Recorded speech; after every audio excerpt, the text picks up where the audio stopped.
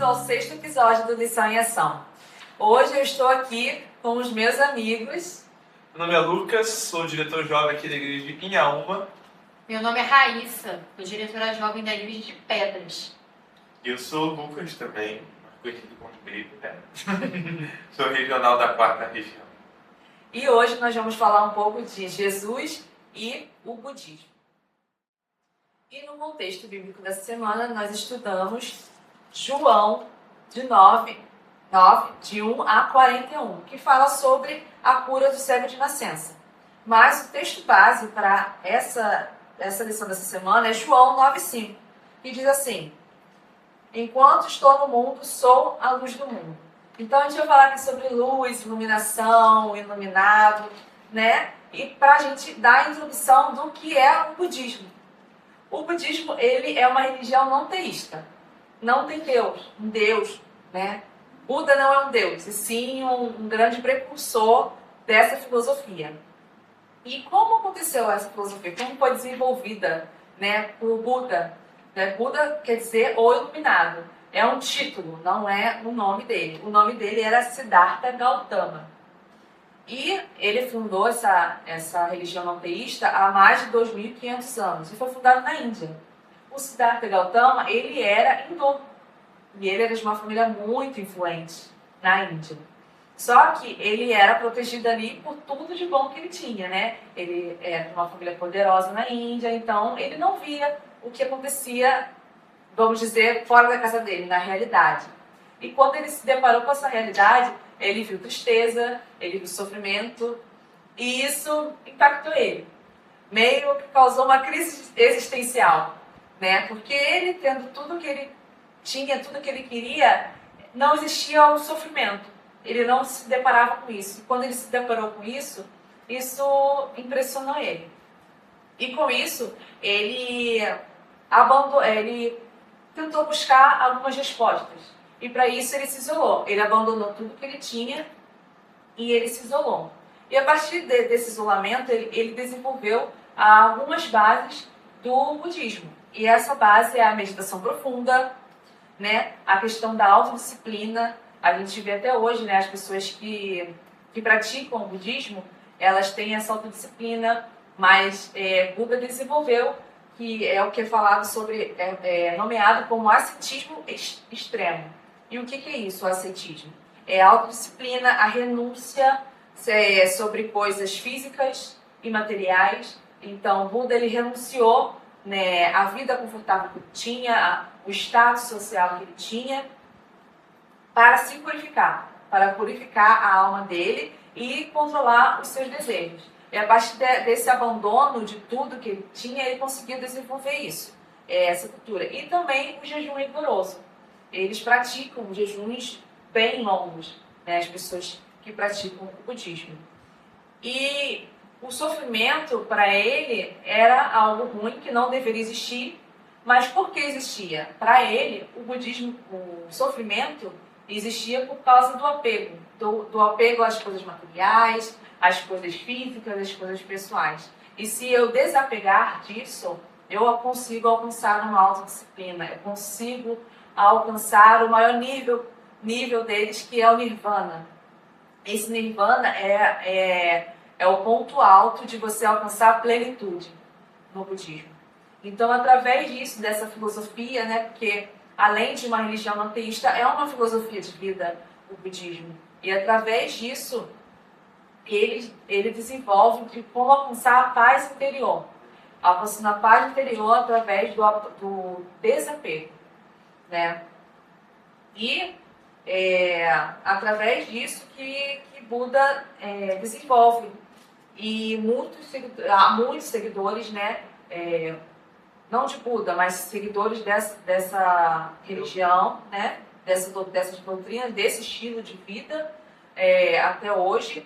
No Ocidente há poucos, mas é mais predominante lá na parte do Oriente, né? Do nosso planeta. Interessante, Damasco, quando você falou sobre a história, a história de Buda, né, resumidamente, naquele texto-chave para a gente estar usando João capítulo 9, do verso 1 a 41, né? Que está contando a história deles, Mas aqui a gente vê um homem que é cego desde nascença, que sofre, tem um problema social. A gente já imagina que um cego já tem dificuldade hoje. Imagina naquela época que não tinha leite, perceber, não tinha nenhuma regra, né? Mais ou menos ele já nasceu com uma condenação para ele. E aí ele ouve que tinha um homem, tantas pessoas ali. E ainda mais que tinha uma outra questão. Era um dia que era considerado sagrado pelos judeus, que é sábado. Então, para eles, era impossível ver um homem curando um dia de sábado. E você vai perceber que no texto, Jesus chama ele, resumidamente, né? Chama ele, pega um pouquinho de terra, passa nos olhos dele e aquele homem sai curado. Todo mundo começa a ficar incrédulo, né? Como isso? Como? Não é possível esse homem. Ele já havia tempo. Na verdade, ele não se enganou. Na ótica de Deus, é diferente a cura e é diferente o estilo de vida. Talvez no budismo a gente vai ver que precisam se esforçar muito para alcançar o alvo, o objetivo. Na verdade, no cristianismo, quando a gente tem Jesus, é indiferente. A gente pode ser rico, pode ser pobre, pode ter uma doença. Antes importa a gente morrer com uma doença e ser salvo do que ser curado e não ser salvo. Então a gente não está muito importando com o nosso estilo de vida aqui, entre aspas, nas consequências que a vida traz. Mas na verdade aqui Cristo trouxe uma solução, que foi a fé dele. Então, eu acho que eu resumiria essa parte aqui. É isso, a gente precisa buscar ter fé, acreditar, porque o principal foco do ateísmo não é a fé, é a crença em si próprio. E aqui Cristo ele demonstrou claramente que aquele homem foi curado pela fé dele. Exatamente, porque é interessante que a gente vai tratar mais aprofundadamente sobre o budismo daqui a pouco. O budismo ele traz algumas filosofias interessantes que a gente pode até adotar para a nossa vida, porém, na sua base, são duas religiões, por assim dizer, totalmente diferentes, né? São estilos de vida radicalmente diferentes. Por quê? Porque Buda, né, por assim dizer, ele, no caso, foi o precursor de uma filosofia que diz assim, você tem que encontrar a luz. Então, tem um passo a passo para você encontrar essa luz. E Jesus não. Jesus diz em João, capítulo 8, versículo 12, que eu sou a luz do mundo. Então, Jesus não diz, venha até a mim para você alcançar a luz. Não, ele é a luz. Ele é a própria luz. Ele é a fonte da luz. Então, se você se aproximar de Cristo, acabou. Ali, na verdade, já se tem um objetivo. Ao contrário da filosofia budista. Não somente isso. Quando a gente vai ver, né, ali a criação do budismo, tudo muito se voltou ali no fugir do errado, fugir da coisa ruim, né, fugir dos problemas, tentando fugir da realidade. E hoje em dia é muito utilizado para isso. Né, as meditações que são feitas, a mentalidade que eles colocam, é muito para você cada vez mais sair da realidade, sair desse mundo horrível e tenebroso, para você viver uma vida melhor, se você sempre se preocupar com nada e tudo mais. E Buda, o Nirvana, foi exatamente isso. Né? Ele conseguiu sair totalmente, desvincular totalmente aqui da Terra, dos problemas aqui da Terra, para poder ter uma vida melhor. Enquanto a gente vai olhar a relação de Jesus com a Terra, é totalmente diferente. Ele veio para cá para resolver o problema. Ele veio para cá falando assim, não, eu vou entrar de cabeça nesse pecado, eu vou entrar de cabeça aqui em todo esse caos que ocorre aqui na Terra, para poder ajudar vocês a resolver. Eu não quero que vocês tenham que fugir disso, eu quero que vocês tenham uma vida boa, porque eu estou aqui com vocês para resolver esse problema. Eu acho que é muito importante até olhar para a cultura atual. Cada vez mais as pessoas querem fugir dos problemas, não querem resolver as coisas, querem só viver na sua ali, tentando evitar ao máximo interações, porque quanto menos interações tiver, menos problemas você vai ter.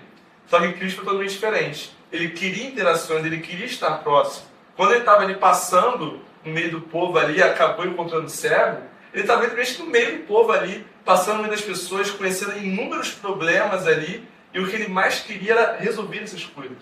Diferente de Buda, queria somente fugir. Então, assim, nós como cristãos, a gente não tem que ficar fugindo dos problemas, porque senão ele vai ser que nem o budismo. A gente tem que ir lá e resolver esse problema de cara, porque a gente confia em Deus e sabe que Ele é o único que pode curar, é o único que pode nos ajudar, é o único que vai fazer a gente sair desse mundo de pecado e tristeza. E uma das bases do budismo é a meditação. A meditação no budismo é um método para você alcançar o nirvana.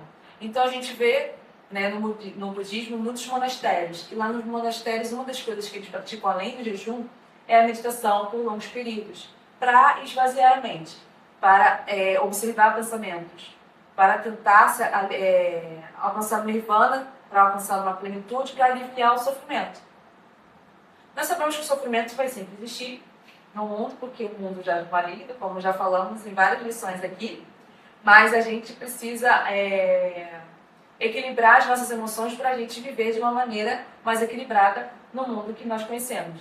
E baseado na palavra de Deus, na Bíblia, que nós acreditamos. E através disso, como a gente pode fazer a meditação baseada na palavra de Deus? É usada atualmente como método terapêutico o mindfulness. O que é o mindfulness? É a atenção plena, né? É você ter atenção no momento presente, no que você está vivendo agora. E isso ajuda você a equilibrar suas emoções, a lidar melhor com o estresse e a corrida do dia a dia, porque cada vez que vivemos está cada dia mais corrida a nossa vida, com os nossos afazeres, né, com as nossas tarefas na igreja, na nossa vida pessoal, no trabalho. E através do mindfulness, através da meditação, de meditar, de parar e pensar no aqui e no agora, lidar com o aqui e agora, observar os meus pensamentos, eu consigo lidar melhor com as atividades da minha vida. E como posso usar isso? Pode falar. Não, acho que é até interessante a gente poder parar e analisar essa questão do a gente observar o agora. Muitas das vezes nossa comunhão com Deus isso é muito importante. Porque às vezes a gente cai numa rotina de comunhão, né? Que assim, por exemplo, todo dia de manhã eu faço minha meditação, eu leio minha lição, eu faço uma oração. Né? Automático. E você entra no automático ali que para de ser realmente uma comunhão com Deus como se fosse algo corriqueiro. É como se você tivesse um relacionamento lá e todo dia de manhã você manda mensagem de bom dia para o seu amado. Todo dia você manda um bom dia lá. Muitas das vezes você automaticamente manda aquela mensagem de bom dia e você nem sabe por que você mandou aquilo. E eu vi esses dias no Reels, assim, de um pregador conhecido, ele trouxe a seguinte ideia de que, na verdade, é isso. O que a gente precisa para a gente ter essa conexão com Deus, né? O que a gente precisa? Se a gente perguntar aqui é o óbvio, é a oração, é a leitura da palavra, vir à igreja, estar em comunhão com os irmãos. Mas, na verdade, algumas coisas a gente está deixando um pouquinho para trás. Por exemplo, a igreja está se tornando tão cotidiano que, por exemplo, nós não precisaríamos ir para a igreja para se conectar com Deus. Ninguém precisaria ir para a igreja para se conectar com Deus. Na verdade, a gente veio para se conectar com as pessoas. E isso não acontece. Porque a gente não se conecta com as pessoas, que é um processo para se conectar com Deus. Então, assim, você percebe que Deus ele já criou formas e jeitos para que a gente tivesse uma paz plena nele. Não que a gente não vai ter problema. Mas existe uma paz. Aquele texto que Paulo fala assim, Jesus fala, né? A paz que eu dou a vocês, o mundo não pode dar. Se vocês me perguntarem o que é paz, eu vou falar que é parar debaixo do coqueiro, numa praia, numa sombra, deserto, ninguém perturbando. Isso para mim é paz. Mas ele vai falar, a paz que eu dou, o mundo não pode dar. Ou seja, uma coisa que está além da paz, do conceito de paz que a gente tem. Então, não necessariamente a gente pode estar num conflito no ambiente de guerra e experimentar essa paz. Como Paulo experimentou, os profetas experimentaram. Sim, e a meditação, né, que o budismo ensina é de esvaziar a mente. Mas nós acreditamos que esvaziar a mente não vai nos preencher. E se nós precisamos encher a nossa mente da presença dele, viver melhor em comunidade, né? Tudo isso nos preenchemos de coisas boas, né? Perdão, amor ao próximo. Né? Quando eu faço tudo com intencionalidade, né, prestando atenção no que eu estou vivendo, eu consigo viver melhor. E até uma coisa interessante de se pensar, né? Muitas vezes, a gente está nesse mundo aí cheio de problemas, mas só o fato de a gente ter a certeza que Cristo está do nosso lado, nos ajudando, no momento que a gente precisar, Ele vai estar ali nos apoiando, Eu acho que essa é a paz tão maravilhosa, né, que Cristo ele traz ali. É a paz em meio ao caos, é a paz em meio a toda essa loucura que tem aqui. Né? Enquanto no budismo os monges precisam se afastar de tudo, ficar cada vez mais longe, o maior silêncio, o isolamento possível, Cristo, ele mesmo no meio do caos, mesmo no meio dessa bagunça toda que a gente tem aqui na Terra, ele mesmo assim consegue trazer essa paz pra gente. Mesmo assim, ele separa um dia da semana ali, para a gente poder parar nisso tudo e a gente consegue ter paz. Eu acho que esse é o maior diferencial disso tudo. Né? A meditação é importante e tudo mais, mas essa comunhão com Deus, essa paz verdadeira que ele traz, é um diferencial enorme que não tem nem como discutir, né? E falar que é melhor ou pior. É literalmente algo único que existe. E na Bíblia, Jesus é chamado de príncipe da paz. Então é uma paz, como você falou, que a gente só experimenta com ele. É diferente de tudo que a gente conhece. Isso. E a paz verdadeira, através do mindfulness, é nos ensinar a focar realmente no que é importante. E nós sabemos que o que é importante é o que se baseia no reino, que se baseia na sua palavra, né? E a fé, ela é baseada em 3 coisas: no sentido da vida, no propósito, na esperança de que nós vamos vê-lo retornar para nos buscar, e nessa redenção que nós vamos ter quando ele voltar para nos buscar. Fica aí a pergunta, né, dessa semana aqui, ó. Qual deve ser a atitude do cristão diante da meditação? A meditação, para mim, é um momento no qual eu gosto muito de me conectar com Deus. É quando eu procuro a presença dele. Então, eu gosto muito de um ambiente bem silencioso, tranquilo. E ali eu começo o meu momento, né, de esvaziar a minha mente de preocupações. E aí, depois, começar o meu momento de leitura, meu momento de meditação, meu momento de reflexão, onde estou aprendendo o que Deus quer falar comigo naquele dia. E assim eu faço toda uma reflexão e converso bastante com ele. Então, assim, para mim a meditação é isso. É quando eu separo um tempo para esvaziar a minha mente das preocupações, mas se conectar com Deus e entender o que Ele quer falar comigo naquele dia. E fazer reflexões daquilo que eu li. E a verdadeira meditação que podemos fazer, baseada no que cremos, é nos preenchermos em Cristo. E, através disso, nós encontramos a iluminação. E a iluminação é através desse relacionamento com Cristo, né? Porque Ele é a luz do mundo, Ele é tudo. Então, através do nosso relacionamento com Ele, Ele vai nos preencher. E agora, né, nesse final de Missão Caleb, esses últimos momentos aqui que estamos passando, que a gente passou basicamente janeiro inteiro, né, falando essa mensagem, falando esse amor de Cristo. Né, eu convido todos vocês no dia 7 de fevereiro para poder participar do Celebra Caleb. Vai ser um momento que a gente vai poder parar, celebrar todas essas bênçãos, com certeza que cada base, cada foco de missão vai ter muitas bênçãos para contar. Então vamos se juntar, ficar todo mundo junto ali, todos os Caleb da Associação Rio de Janeiro, para poder celebrar essa missão maravilhosa aqui de janeiro de 2026. Agora, para finalizarmos, né, vamos orar pelas bênçãos que surgiram na Missão Caleb, né, e pelos jovens da Associação Rio de Janeiro. Amém. Oremos. Obrigado, Senhor, porque nós aprendemos mais uma vez que o Senhor é a única luz. Na verdade, não existe outro lugar, que só o Senhor pode trazer paz na nossa condição. Te agradecemos, Pai, porque tivemos um dia de bênção, de vitória, onde temos a certeza que muitos outros jovens foram alcançados através da sua juventude. Que o Senhor nos ajude, perdoa os nossos pecados em nome de Jesus. Amém. E esse foi o Lição e Ação!